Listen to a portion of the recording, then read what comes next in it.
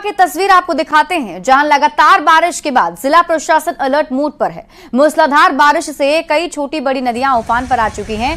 जिले के मझियाओं और कांडी प्रखंड से गुजरी कोयल नदी और सोन नदी भी उफान पर है, जिससे कि जनजीवन अस्त व्यस्त हो गया है। इस बीच अधिकारियों ने कोयल नदी के पुल का भी निरीक्षण किया है, जहां नदी के बाढ़ के दबाव की वजह से पुल में कंपन महसूस की जा रही है। इसके बाद सावधानी के तौर पर तुरंत पुल पर ट्रैक्टर को खड़ा कर आवाजाही पर रोक लगा दी गई।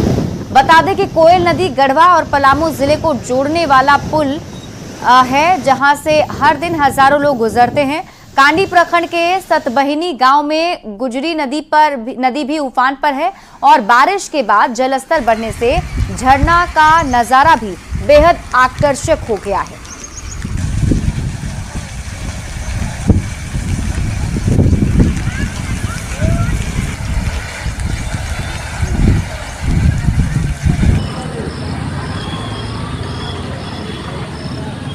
और अब आपको जमशेदपुर लिए चलते हैं, जहां स्वर्णरेखा और खारकाई दोनों नदियों का जलस्तर लगातार बढ़ता जा रहा है और इस बीच ओडिशा और चांडिल डैम का भी फाटक खोल दिया गया है।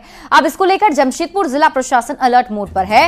इधर नदी का जलस्तर बढ़ता देखकर जमशेदपुर नोटिफाइड एरिया कमेटी की ओर से नदी के तटीय इलाकों में माइक के जरिए लोगों को सुरक्षित स्थान में जाने के लिए कहा जा रहा है। वहीं जमशेदपुर जिला प्रशासन की ओर से शेल्टर होम और सामुदायिक भवन में लोगों की रहने की व्यवस्था की गई है। नदियों के निचले इलाकों में रहने वालों को सुरक्षित जगहों पर भेजने का काम भी किया जा रहा है। न्यूज़ 18 संवाददाता आशीष तिवारी की ये रिपोर्ट देखिए। बारिश जो लगातार 24 घंटे से 48 घंटे से जो बारिश हो रही है, कभी भी बारिश जब तेज होती है और जो फाटक खुलने के बाद बहाव जो है ब्लॉक हो जाता है नदी में, जिसके कारण इस नदी जो किनारे तट में है वहाँ पर पानी अचानक से बढ़ जाती है और बस्ती में घुस जाती है। लोगों के जान माल की हानि हो सकती है।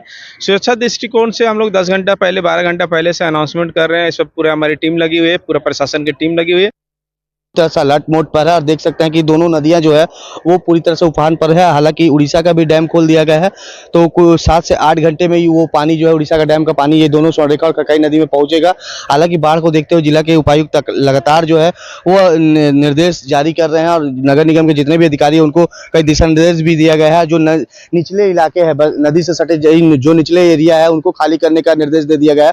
और देख सकते हैं कि बाढ़ का खतरा जमशेदपुर शहर के विभिन्न क्षेत्रों में अब मंडराने लगा है और बारिश जो है वो लगातार हो रही है, जो एक बाढ़ का खतरा लगातार इससे भी बन सकता है। हालांकि जिला प्रशासन द्वारा लगातार नदी किनारे जो बस्ती एरिया है उनको खाली करा दिया गया है और जैसे ही पानी बढ़ेगा उसको लेकर लगातार लोगों को अब ऊंचे एरिया पर पहुंचाया जा रहा है, जिससे लोगों को किसी तरह का नुकसान का सामना ना करना पड़े। न्यूज़ 18 के लिए जमशेदपुर से आशीष कुमार तिवारी।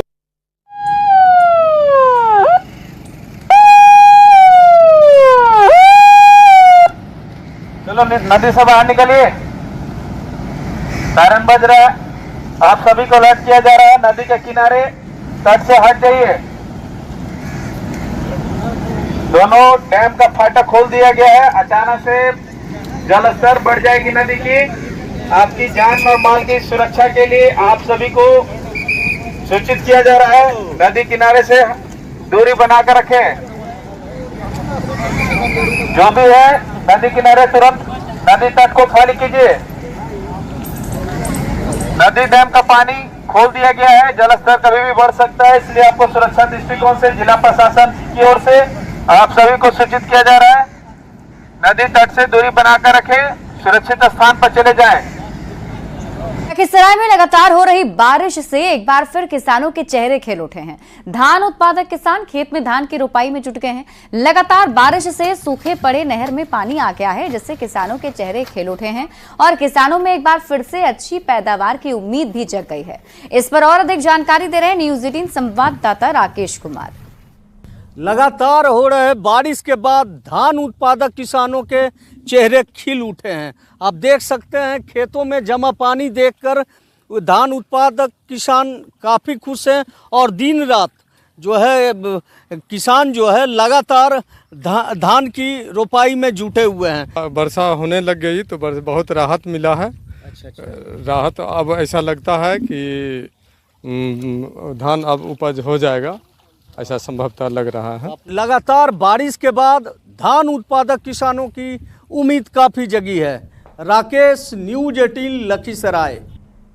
और शेखपुरा जिले में बरसात के दिनों में सांप काटने की घटनाएं काफी हो रही है। वहीं दूसरी तरफ सदर अस्पताल में सांप काटने के इलाज के लिए सारी व्यवस्था की गई है। स्नेक वेनम इंजेक्शन की पूरी व्यवस्था है, जिससे सर्पदंश के शिकार हुए व्यक्ति को बचाया जा सकता है। अभी तक 14 लोगों की जिंदगी बचाई गई है। सदर अस्पताल में क्या है तैयारी, बता रहे हैं न्यूज़ 18 संवाददाता अजीत कुमार सिन्हा। के दिनों में शेखपुरा जिले में इन दिनों सांप काटने का घटना काफ़ी हो रहा है और इलाज के लिए सदर अस्पताल में भी लोग आ रहे हैं। हालांकि संतुष्टि वाली बात यह है कि सदर अस्पताल में सांप जो काटा जाता है, काट लिया अगर किसी को, तो उसके इलाज के लिए सारी व्यवस्था की गई है।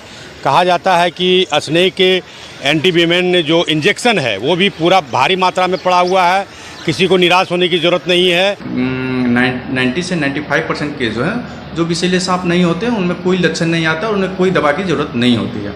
5% में 2-3 तरह से हो सकते हैं, कम सीवियर हो सकते हैं और ज़्यादा सीवियर हो सकते हैं। कम सीवियर के लिए सभी सांपों का जो जितना भी जहरीले सांप हैं उन सांपों का एक ही दवा होता है, उसमें सभी सांपों के जहर का इंजेक्शन मिलता है, वो हम लोग उसको आवश्यकता के अनुसार चलाते हैं। एंटीवेनम जो स्नेक बाइट के बाद इंजेक्शन पड़ता है उपलब्ध है और इमरजेंसी में भी हम लोग दिए हैं। पर्याप्त मात्रा में हमारा जो मेन स्टोर है वहाँ भी स्टॉक करके रखा हुआ। ये यहाँ सारी व्यवस्था मिल जाएगी आपको और सब जो टीकाकरण का वो या फिर इंजेक्शन सारी सुविधाएं उपलब्ध है आपको और आप सुरक्षित होकर घर वापस जाएंगे। अजीत कुमार सिन्हा, न्यूज़ 18 शेखपुरा।